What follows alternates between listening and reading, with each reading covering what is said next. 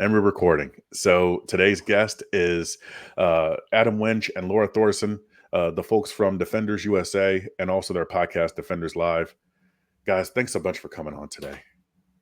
Happy to I'm be here. glad to be here. Absolute honor to be here. I've been looking forward to this.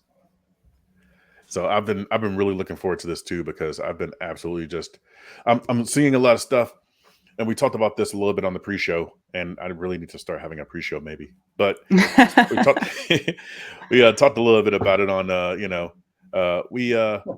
I'm really enjoying the stuff that Defenders USA is doing on Facebook and on YouTube. I'm really enjoying that stuff, what you're doing as a training center. And when I first met Adam Winch, it was at the Range Master Master Instructor course. And we're talking about like pistol shooting instruction at the master level. Mhm. And Adam had he was drawing from a deep well of knowledge that really just kind of rang true to me and rang true to everybody else in the class. And then when I listened to Lora Thorson on their podcast, Defenders Live, she's asking really engaging questions that drive the conversation forward. And it allows us to get a deeper look into some of the names and some of the faces that we see in the industry already. And so it's just really awesome to see. One of the main reasons, and I'm gonna stop talking here in a second, but one of the main reasons why I started this thing was because I'm gonna tell you guys a really short story, but this will be it. So I didn't know about Tom Givens until after he left Memphis. And like the Range Master mothership was literally 3 miles from my house. Wow. And I had no idea he was there. Ooh. It took me listening. Ooh, lucky you. It took me looking for like stuff on YouTube to find channels like Lucky Gunner Ammo. And when Lucky Gunner would talk about Tom Givens, it kind of rang true to me, and I looked him up and I found out, man, he was right down the street. And it took me another 5 years for me to finally get into his class, and I ended up having to drive to like Hot Springs, Arkansas. And he was literally 3 miles from my house. So the thing is, you must have not been ready then, Memphis. I probably wasn't ready. You know Yeah. what? I will admit that. And the thing that I want our listeners to know is, yes, go train with Tom Givens. Go train with Gabe White. But don't pass up, Lora Thorson and Adam Winch that are sitting right there in your backyard, because there's a lot that they have to teach you. And they're a lot more accessible than some of these bigger names, but the knowledge is still solid. You're still going to get a great amount of preparation for the threats that are out here that we face. So you guys, how did you guys start up Defenders USA? Tell me a little bit about the training you guys do. So it really started for me. I came from the cop background, did that for a long time, over a decade. Police, SWAT, you name it. And prior to that was military stuff. And for me, it came down to as a cop, I kept seeing where civilians on calls that I'd gone on, had they had some of, even just a tiny bit of the training that I'd had, that I wouldn't have had to show up in the first place. They could have taken care of it themselves, right? They could have defended themselves in ways, or they would have better situation awareness, better knowledge. And it came down to, for call after call for about 2 or 3 years, I just kept going, why don't these people know this, and why can't they learn it somewhere else? And I kept thinking all the little dumb classes out there and little gun training out there would actually get them ready. And I kept realizing is that I was running into people who had been to some gun class somewhere, that they were still becoming victims of crime because they just didn't either have the skills, the mindset, the heart set that was needed. So from there, it literally became almost an internal call to the heart to train more civilians in my area, so that maybe some cop doesn't have to show up their worst day, right? I got tired, literally tired of either helping people go to the hospital or taking the report after the rape, or in a sense, literally helping drag the body bag out of where it was coming from, because somebody didn't have the skill set, the mindset to be able to do that. So I thought, part of being a solution is, instead of sitting there wondering, then maybe start giving the kind of training that I had to those people. And at the time, I didn't realize that all I had my reference was soldier work and cop work. So I was training people in soldier stuff and cop stuff, which doesn't apply always and very well to the civilian. It doesn't translate. So it took me a little bit of time to realize that there was a different mindset, skill set that the civilian needed. And my passion was to reach out to the civilians and give them stuff they actually need. And from there, Defenders, I started doing it part-time. And then over time, it grew enough to where I was actually able to take it full time. And boy, I tell you that's been a journey in itself, is becoming a business owner in America and trying to survive as a business owner, reaching civilians with skill sets that come from starting originally from the military and the police world, and then later adapting it to the civilian side. And boy, it's been an incredible journey.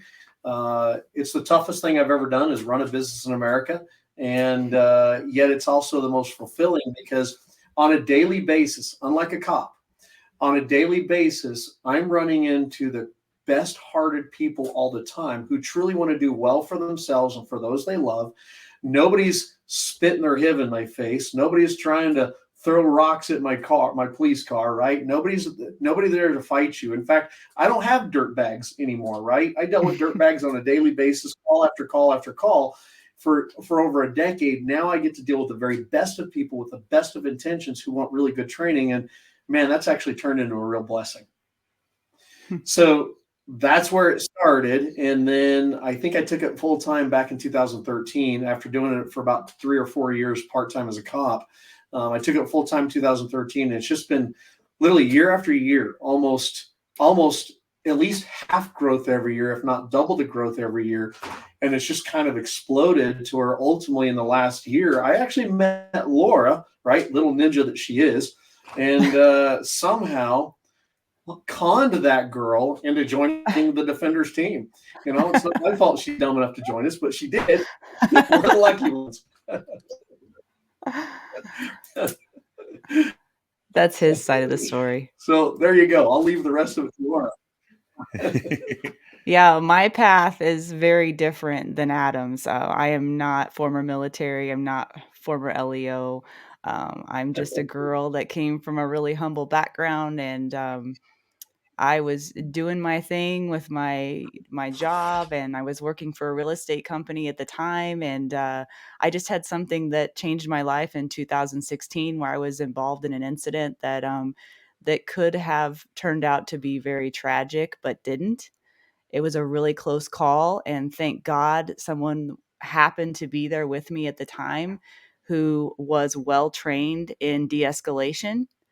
And had that not happened, considering that I was literally in the middle of nowhere, Montana, with no cell service and no other humans around me anywhere nearby in order to call for help or get help, it was the biggest wake up call of my life, and scared me so badly that I vowed never to feel that helpless ever again. And so prompted me to get training. And it was something that had always been in the back of my mind, but it's like many things in life where well, I probably should do that someday, but that someday never comes. But that was a catalyst to really prompt me to get training urgently. And then what happened was I received training, but then once I started, I just couldn't stop.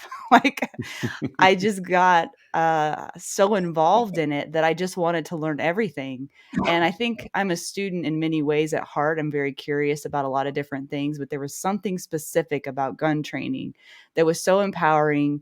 And really, I learned so much about myself, and I grew personally, just as a person in my life through gun training. I think that's probably eventually why I ended up doing Defenders Live, was because I knew that personal growth and shooting growth were parallel tracks.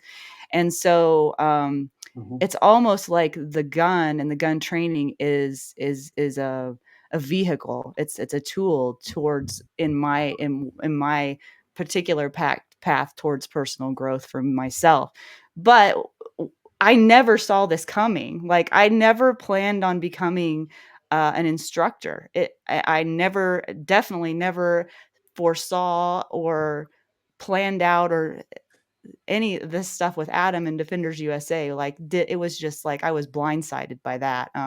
It was just this huge blessing that came into my life just over the past year. So I had been an instructor for a few years before I ever met Adam or Defenders USA. I had never heard of them before, and they just happened to be in my backyard. And so me being somebody that always wants to try new things and, kind of a why not person, it turned out to be just life changing. I mean, the way that Adam teaches and the mission behind what he does is so far above and beyond any other trainer I had ever worked with before.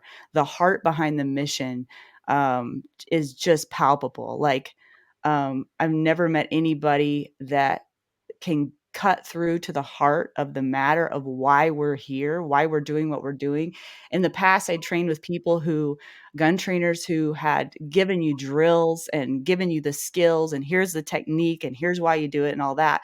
But there wasn't any context bringing it back to how this can save my life, And so that was what was really that resonated with me on such a deep level, and it changed me. It changed how I learned. It changed how I look at my everyday life, and that's the kind of stuff like you can't ignore that. Like when something like that happens, it for me turned into like I was already instructing people, and now I felt like I had an opportunity to really like understand more of my true calling. I'd always been able to help people and teach people, but I'd always felt like it's such a surface level thing.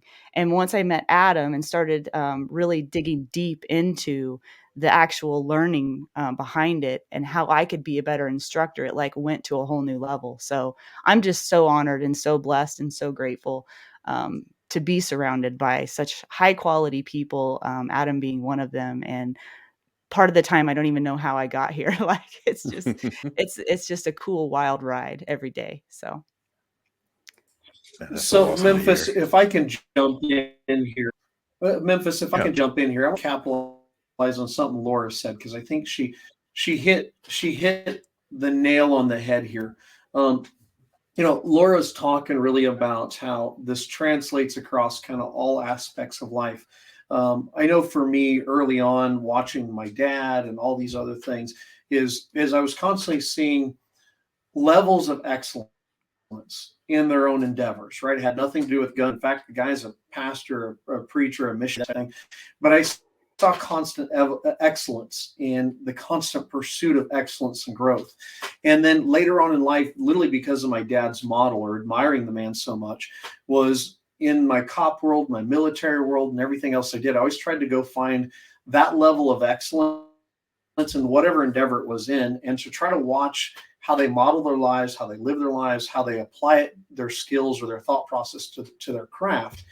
And Laura's talking about that here is that there's deep thought process behind what everything we're doing with the gun, and it's far more than the gun itself, right? That's just one tool of defensiveness, but it's applying that deep thoughtful excellence to it that became so important and so good that I honestly found, in the same way Laura's talking about, that when you find those people who are truly thoughtfully looking for excellence within themselves, it translates also to the gun training, which is where we come in. Because if you're a thoughtful student of the task and you have the skills behind it, the heart set, the mindset behind it, and you can now take people who want it on their own too, who try for excellence in their own life, or at least better in their life.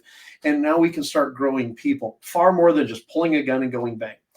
And it's an anomaly to, or really a portrayal of how people live their lives in the larger scheme of things. And I love how we can take the simple task of gun training and turn it into growing people, and hopefully taking that sense of growth of excellence to now help them grow in their other areas, whether it's their finances, their family, their whatever it may be. And you can literally use the stepping stone of this to be both the model for them and then also be the coach for them, so they can take and apply this far above and beyond the gun stuff. And it was so interesting how Laura articulated that I see that in what you do, Memphis. It seems like you're doing the same type of thing. You're trying to affect more than just gun training. You're trying to affect lives. And that's kind of the whole purpose. At least that's the way I see it. Mm-hmm. Absolutely. Yeah. So where are you guys located? What kind of classes do you provide? You want me to go, Adam? So the Defenders USA was Western, think Grand Junction, Colorado. And we be just gun training organization between Denver, Salt Lake, and Vegas. So if you made that triangle, Denver, Salt Lake, and Vegas, we're smack in the middle of all those, and we became the largest gun organization for a lot of reasons. So that's kind of our headquarters. But in the last 2 years, a little less than 2 years, I actually left the Western Colorado area because Colorado has now become, so it was foolish to be cops in there. And my hot little wife is a cop. So we moved to Arizona. That's a lot more cop friendly within the last 2 years. And I've left a training organization in Western Colorado of just some phenomenal instructors. So they run a lot of courses out there. Well, I'm now opening branches in the Phoenix area, or really Arizona area. But I too travel up and down, literally from Montana to Texas, all across the Western US. Really, I go where people invite me. And for the calendar this year, I'm heading out to Missouri and maybe to Maryland now as of the last couple of days, and all up and down the Western US. So we have classes running in Arizona. We have classes running in Colorado. Lora's running classes in the Montana area. And then we've got one of our instructors that we've brought into Defenders, a guy I've loved for years. He's going to begin starting teaching classes down in the Texas area. So we kind of range up and down. So that's kind of our locations. The things that we teach really vary. We literally run concealed carry courses in all these different states that we do at. And then we run beginning firearms training, literally training from Grandma Good Cookies with handguns, all the way up to training literally SWAT teams, special operations, and then just the average gun enthusiast, right? So it depends on what we're doing. We range literally from handgun to fighting rifle to long range precision to sniper craft courses. And in the last 5 or 6 years, I've also opened up more corporate training. So think like bank anti-hostage, anti-robbery courses, real estate agent safety courses, which, by the way, if you don't know that, being a real estate agent is one of the most dangerous professions, right? So we've opened up those courses. We're starting to get those become bigger. We've trained a lot of like corporations like insurance agencies, home healthcare, which is also an extremely dangerous profession all by itself. So for those, when I say corporate training, think they don't want to have guns on their people or their employees, but they do all sorts of mental, emotional, and then self-defense type stuff that's non-gun related.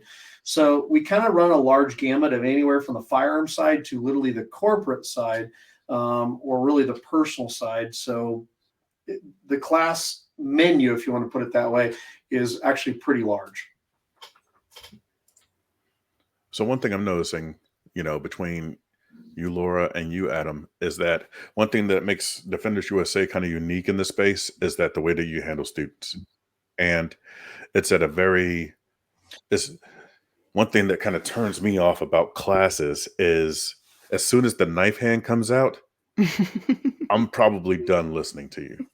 You know what I mean? But what you guys do is you're able to meet students where they are, and you're able to relate the information in a way that is very, very close at home to them, where it hits home. Mm-hmm. And there's no second guessing on what I'm doing here, and what's in it for me. How did you guys cultivate that level of relatability and personability between your cadre?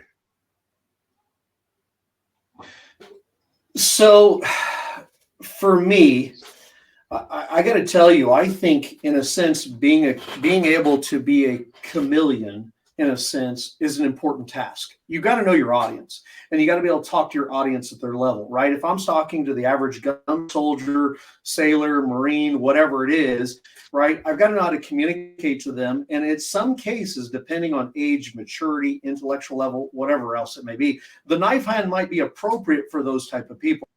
But oddly, when you run into the special operations crowd, or let's say the SWAT type group, when I'm running private courses for those guys, that obviously does not work, right? That does not works. You've got to, when you go to the civilian side, you've also got to be chameleon enough to, and I tell you, having lived a life of both civilian, military, law enforcement, SWAT, all that stuff, it makes it easier to move up and down in the mentality and emotional level of those people, or really the thought processing and the emotion processing. And you've got to have, I think, you've got to have that ability to transition up and down, not only in this, in as a class as a whole, but individual as a whole. You've got to be able to be a phenomenal reader of people and then meet them exactly in their place that's going to be most effectively get through to them.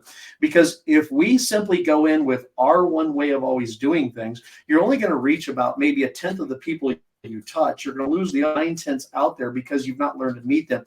So being able to, in a sense, change your spots, change your color, in a sense, change your mentality, if you want to put it that way, chameleon-like, then you're not going to be able to reach as many people as possible. And I don't know about you. Actually, I do. Watching your stuff, you're on a mission to affect as many people as possible, just like Lora is, just like I am.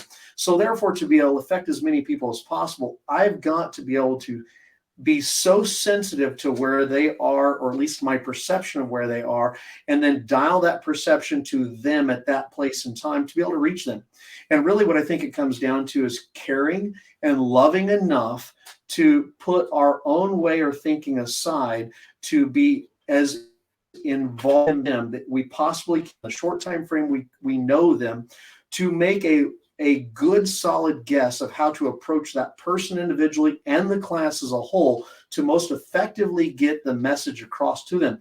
Because when it comes down to it, you as the instructor, Memphis, are not important. Me as the instructor, I am not important. You know what's important? Our messages. And the people that are there are important. So I've got to find a way to make the message resonate to by taking me out of the equation and getting them to where they live in that mental, emotional space that point in time, so you can get through to them. And because of that, it almost comes down to where you've got to be several different things. You got to be a phenomenal communicator who can motivate people and knows how to talk to people at their level. And that's going to vary day to day, person to person. Not only that, you've got to be a phenomenal actor. In a sense, could we say a chameleon? Because sometimes you might have to go to, you would not be, but you can tell they are. So therefore you have to move to their level, right? And then next, I got to tell you, you need to be an expert above and beyond the skill level of what you're asking for them. So if I go into a basic or fundamental handgun class, I need to be 2 or 3 or 4 or 10 levels above that, but not the person where I'm just a few levels above to where I'm going to make it complex. I need to be so good at it, I can take what's truly complex and simple for people to understand that, right? Because genius is in brevity. So being able to take the complex, which shooting a gun is actually complex, and making it simply understandable to the student, and to be able to do that, you need to be so many levels higher to be able to do that takes true study and expertise to get there. Here's an analogy that always made sense to me. If I want to teach in high school, I need to have a college degree. If I want to teach in college, I should probably degree. If I want to teach a master's degree, I should probably have a doctor's degree, and so on, right? A doctorate level. And it's the same thing as we as instructors. We need to grow our skill level so that we are so high above and beyond what we're asking that we can easily impart that to them on a simplistic level, but at the same time have the sensitivity to be able to meet them at their place and be able to talk to them at their emotional levels. And that's probably the hard part for a lot of people to do. And I think it's probably the most important part of instructing, above and beyond the skill itself. Sorry, I'm taking some notes here because there's some great stuff you said right here. Oh my gosh. Yeah. Genius is in the brevity. It's Yeah. incredible. Yeah, and I would, I'm at a different level than Adam is, obviously. I mean, I am no Adam Winch with a gun. Let's just face it, right? So my students are the newer students, and I enjoy those newer students maybe that have never shot before, and I can meet them at their level. And again, like he just said, you have to be at a higher level and be able to demonstrate and shoot the things that you're requiring of them. So that makes sense. I mean, you wouldn't put me in right now you wouldn't put me in a super high level class because I'm still myself growing as a shooter. So my space right now that I can affect the most people and the most change is with those basic level shooters. And I think I have an advantage because, I still remember what it's like to take my first gun class, right? I mean, it hasn't been, decades and decades ago. So I can relate to those people, I think, very well. And I feel comfortable in being able to sense where they are emotionally and otherwise. I mean, it's obvious. I can tell their skill level. You can tell so much about a person by just their body language. And I think that that's an important part of being a good instructor is you need to be able to read people really well, based on nonverbals. And you also need to be able to ask the right questions. In order for those people to trust you and know that you have their best interest at heart, I think that it's important that you get to know them at least on some level. It doesn't mean you have to have deep conversations with them, but if you ask them the right questions at the right time, you can get the right information that you need from them in order to help them. And then that also builds trust because, when you're shooting guns with somebody that's super hesitant or fearful, who has gone through a bad experience, trust is a huge, huge thing. They're usually lacking trust and they're usually lacking confidence. And I have an advantage too, I believe, especially with women, because I I feel as though I'm very approachable. I feel like they feel like they can come to me and they can ask me the dumb questions and they don't need to be worried about, what my reaction might be, that I'm just going to meet them wherever they are and I'm just going to be honest about it. And if that just means sharing something that I've learned, that's really what it means to me. It's a sharing experience. And yes, I'm very knowledgeable. And yes, I'm a perpetual student of my craft. But I think those factors sometimes get overlooked with some instructors because they've been doing it for so long.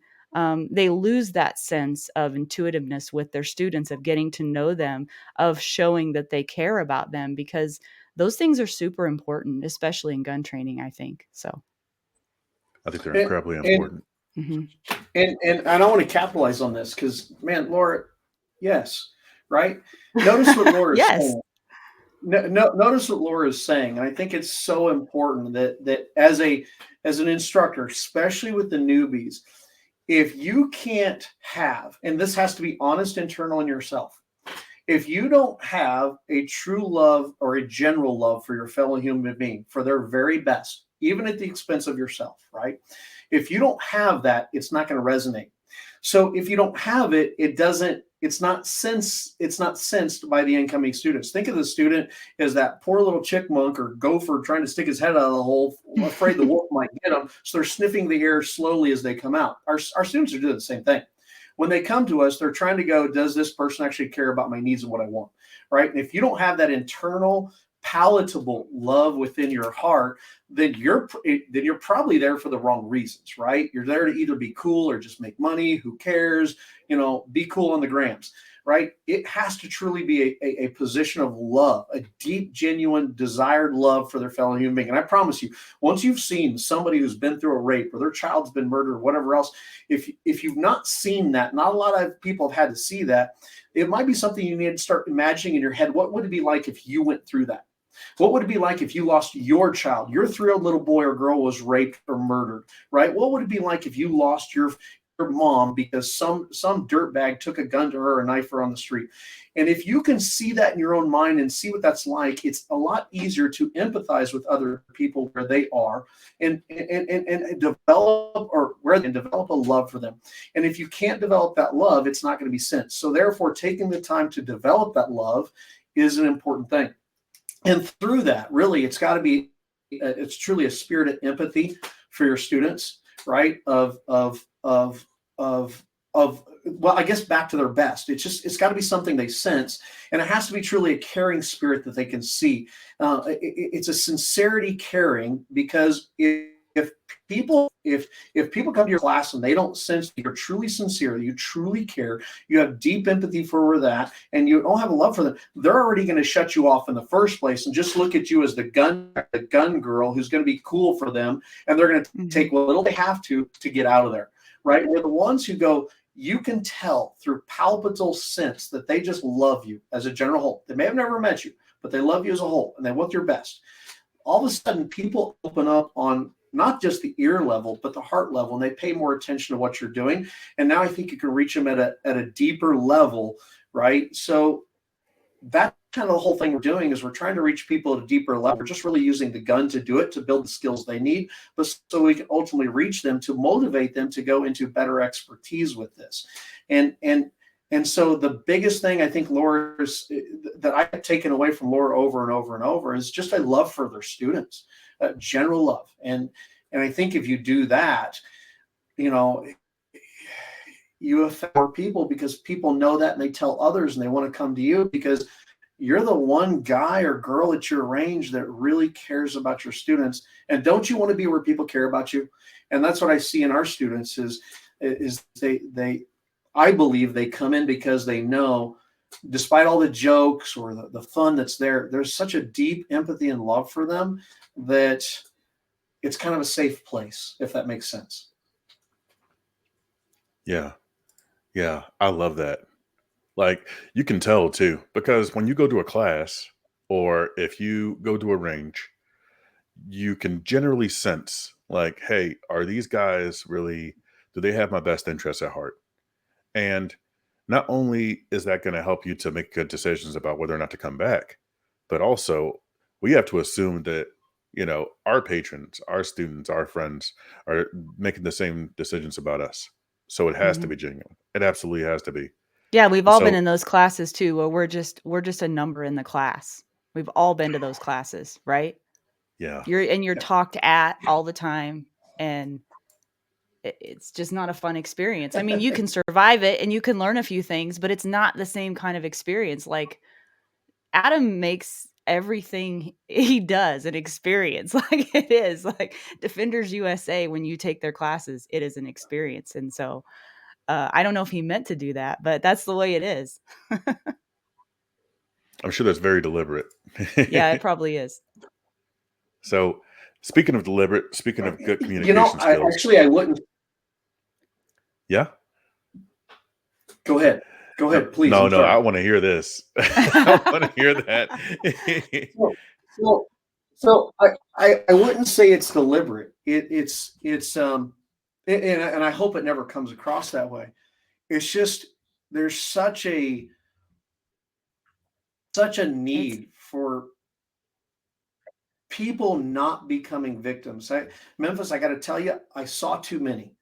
I just saw too many. I mean, I've been the victim of crimes, right, in some really bad situations. I've seen too many victims who didn't have the claws, they didn't have the teeth, they didn't have that mindset. And really, when you realize, hey, I don't want them to be a victims, become a victim. It now becomes you're constantly trying to reach a little bit deeper, just to reach a little bit deeper. And oftentimes people aren't ready for that. They're coming for the cookie cutter class that's out there. And then when you keep going just a little bit deeper, trying to get them truly understand the depth of behind the concepts behind what you're doing, the overall picture behind what you're doing, though it might be a simple task like the grip, the stance, whatever else it may be. Suddenly people go, man, it dug so deep that maybe it felt deliberate, but it really, I think it's just a heart of love that it's wanted a to go so much byproduct. further that, yeah, yeah, that's a better way to say it. I was struggling. It becomes a byproduct. And when that's the case, man, people realize you're there for them and they pay more attention. And then isn't that the point? Well, and it helps too whenever they're oohed and awed by all of your expertise. Like, I mean, you're like such a good shooter. Like jaws are dropping while people are watching you demo stuff. That kind of helps Yeah, too. It's not just that, yeah, we love people. I mean, you can love people all day long. You can love them to death, but if you're not showing them anything, if you're not a good teacher, if you don't have the skills to back up what you're teaching, you got to have that component too. So you've got that in spades, and you require that of your yeah. instructors as well. So Well,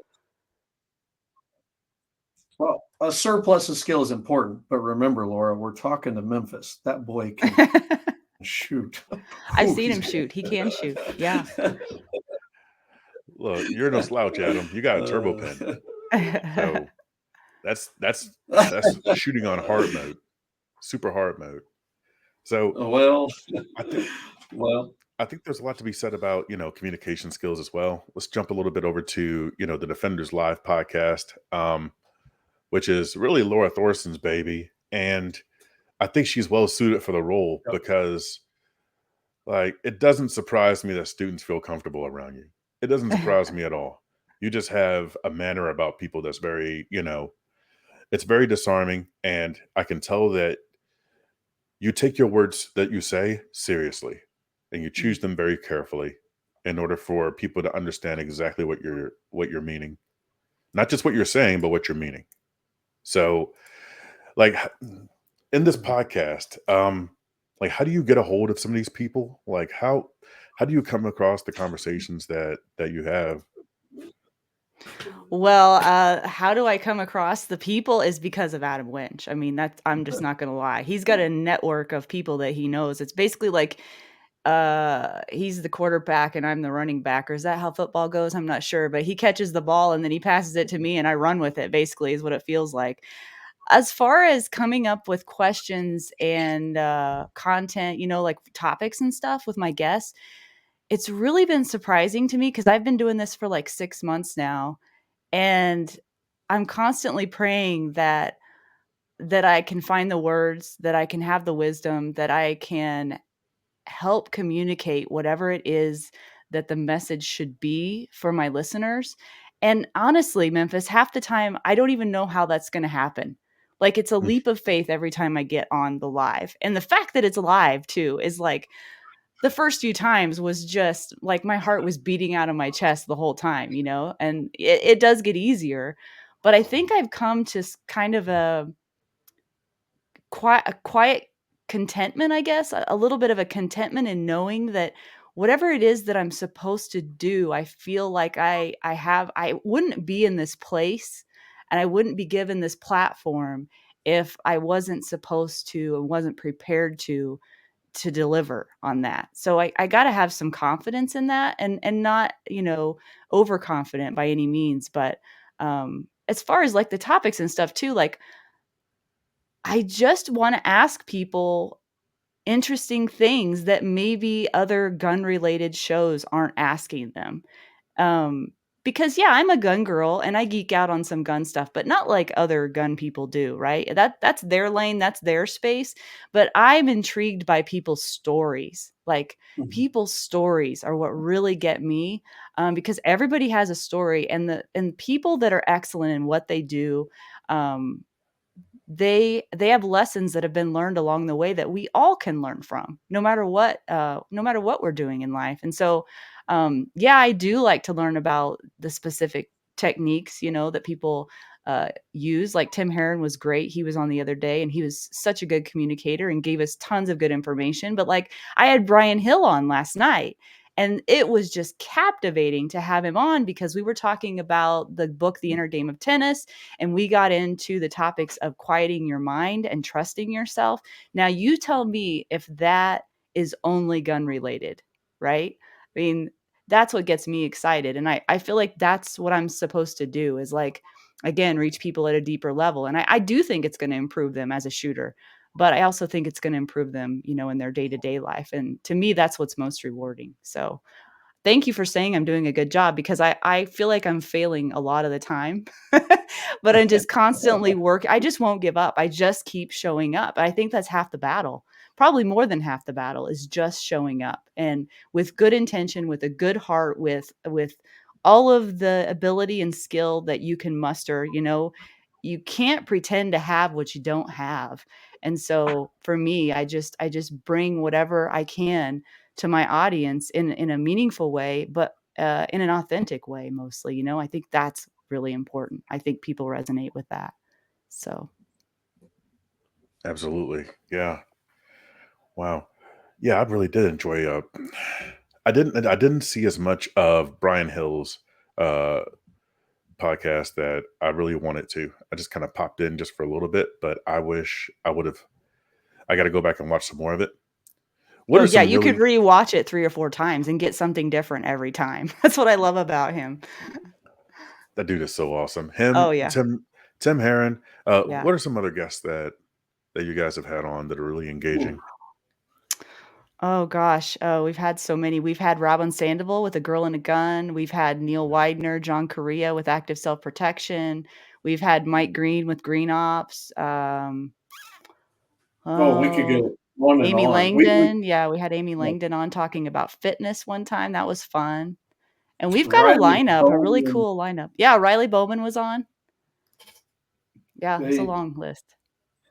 we've even had probably the foremost cartel expert here in America on, just Yeah. phenomenal. And in fact, we had to cut that one.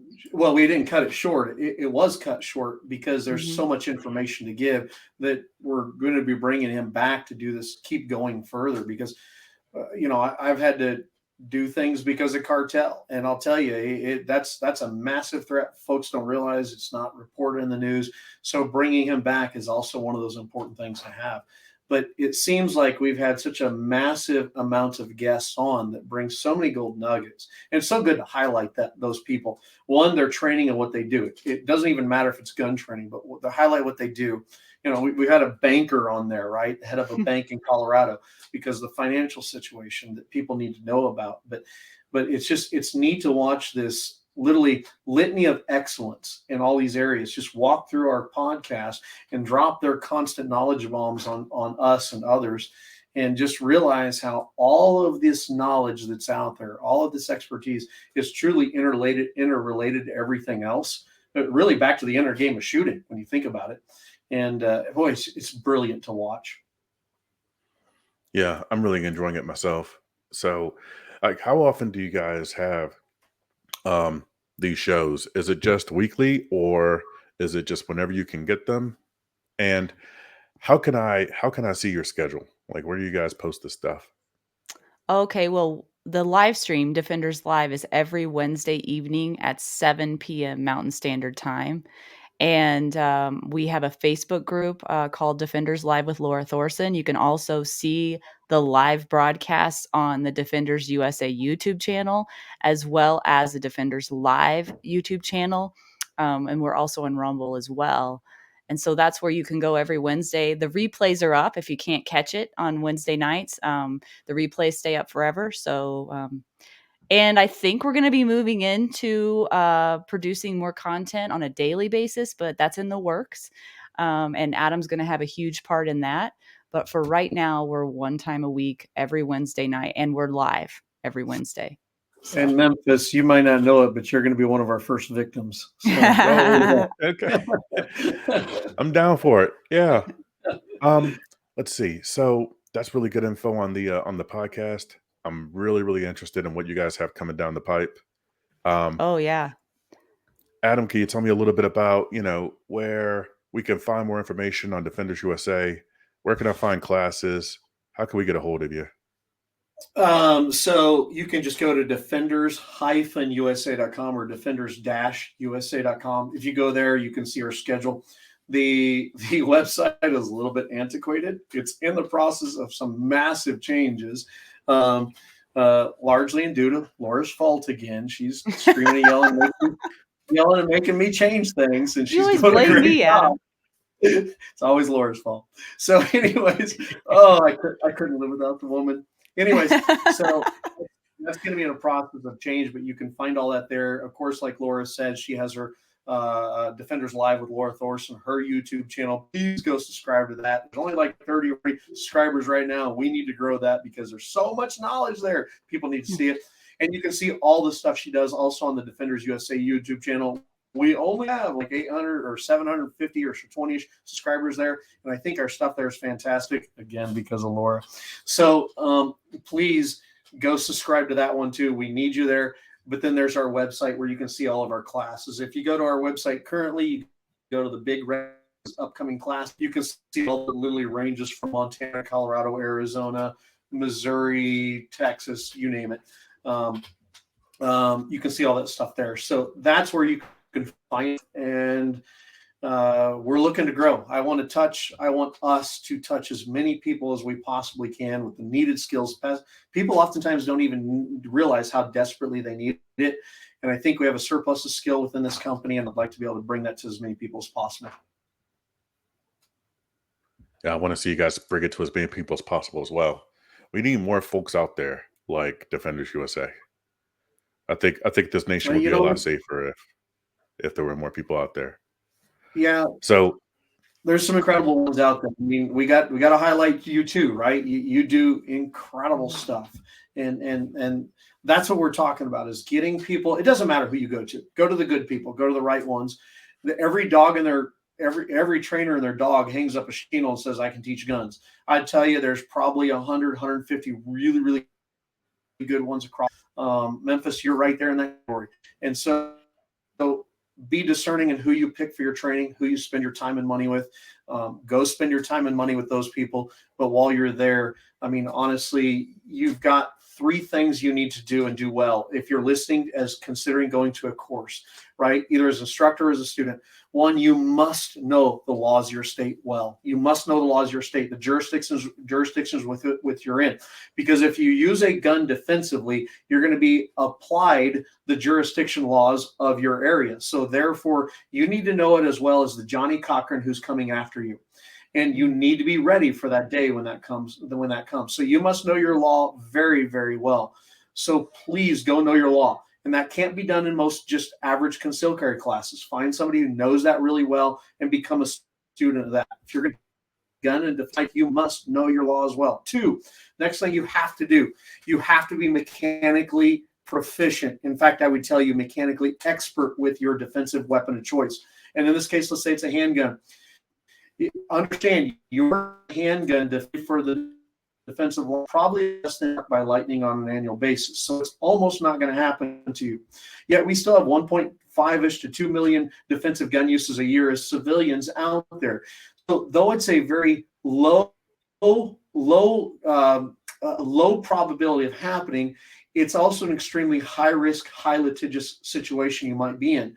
So if you're going to be that person who's going to own or carry a gun defensive life, you must be mechanically expert with that gun, which means that you need to invest in really good, thoughtful, expert training that's out there. Go find good training. You need to know your law well. You need to be mechanically expert with your gun, and that's a perishable skill. So therefore, I'd tell you at least once, if not twice a year, go enroll yourself in a class with Memphis Beach. Right? Go enroll yourself in a class with Ninja over there on the screen called Lora Thorson, right? Or come to somebody like, I don't know, the Tim Herons, AJ Zito's, Scott Jedlinski's, Tom Givens, or maybe even Adam Winch, right? Go to those people, find the good ones out there and go to those people because you have to keep that skill one good and it must be all constantly updated. 3, the last thing you need to do, I would tell you as a defensive gun carrier, defensive owner, you need to prepare massive emotional, civil, financial, societal, and literally personal aftermath that's going to come if you use a gun. I've had to use guns in defensive life. I've seen it happen over and over as a cop. I can tell you the aftermath is just as important as knowing the law at the level of Johnny Cochran who's coming to get you.